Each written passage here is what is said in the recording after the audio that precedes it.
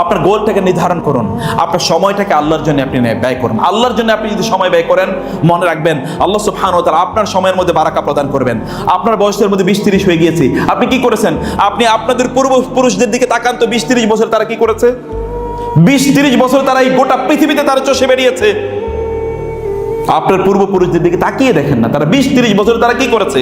আব্দুল্লাহ ইবনে ওমর, আব্দুল্লাহ ইবনে আমর ইবনে আস অথবা আব্দুল্লাহ ইবনে আব্বাস, তাদের দিকে তাকান, তারা এই বয়সে তারা কি করেছে, তাদের অবস্থাটা কি, তারা দিনকে কিভাবে গোটা পৃথিবীর, অথবা আপনাদের যদি সবচেয়ে বড় আপনাদের পূর্বপুরুষদের দিকে তাকান, সেটা যদি আপনি আহমদ ইবনে হাম্বল, ইমাম মালিক রাহিমাহুল্লাহ, অথবা আপনি ইমাম বুখারী, মুসলিম, তাদের দিকে তাকিয়ে দেখেন না তারা এই বয়সে কি করেছে।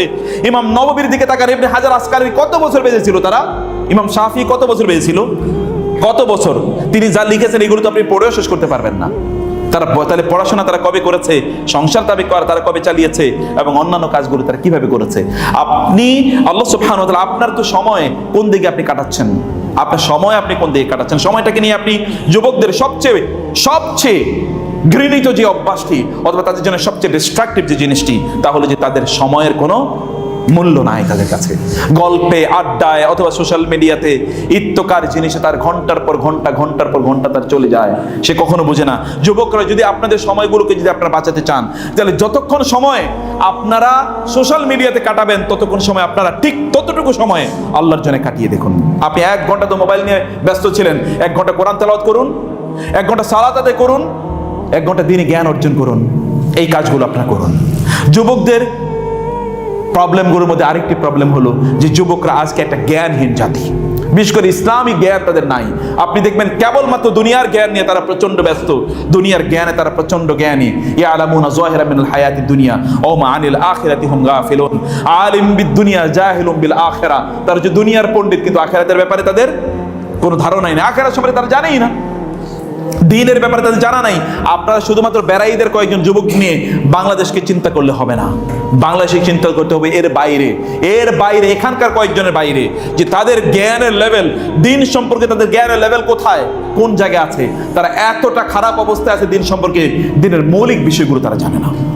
এই বিষয়গুলো সম্পর্কে তাদের মৌলিক কোনো ধারণা নাই, এগুলো সম্পর্কে তাদের কোনো পড়াশোনা নাই। অতএব যুবকদেরকে দিনের জ্ঞান অর্জন করা দরকার। মনে রাখা দরকার, মুসলিম যুবকরা যতদিন পর্যন্ত তারা আলোকিত মানুষে পরিণত হবে, তারা জ্ঞানীতে পরিণত হবে, যতদিন পর্যন্ত তারা হতে পারবে না, ততদিন এই সমাজকে আপনি উদ্ধার করতে পারবেন না। রাসূল সাল্লাল্লাহু আলাইহি ওয়াসাল্লাম বলেছেন, কিয়ামতের আলামতের মধ্যে একটি আলামত হলো ওয়াজহারাল জাহলু, যে জাহালাত চারিদিকে ছড়িয়ে পড়বে। এবং রাসূল সাল্লাল্লাহু বললেন, এমন একটি সময় আসবে যে লোকেরা তারা রুউসান জুহালা, জাহেলদেরকে তারা নেতা হিসেবে গ্রহণ করবে। তারা তাদেরকে জিজ্ঞেস করবে এবং তারা এমন কিছু তাদেরকে বলবে যেগুলো না আছে কোরআন এবং না আছে সুন্নায়, এবং তারা নিজেরাও পথভ্রষ্ট, ফাদাল্লু ওয়া আদাল্লু, তারা নিজেরাও পথভ্রষ্ট হবে, অন্যদেরকেও তারা পথভ্রষ্ট করবে। Become enlightened and educated. আপনি জ্ঞানী হতে হবে, কারণ জ্ঞান আপনার সম্পদ। মনে রাখা দরকার, আল হিকমাতু দাল্লাতুল মুসলিম হাইসু ওয়াজাদাহা ফাহুয়া আহqqu বিহা। রাসূলুল্লাহ বলেছেন, জ্ঞান হচ্ছে মুসলমানের হারানো সম্পদ।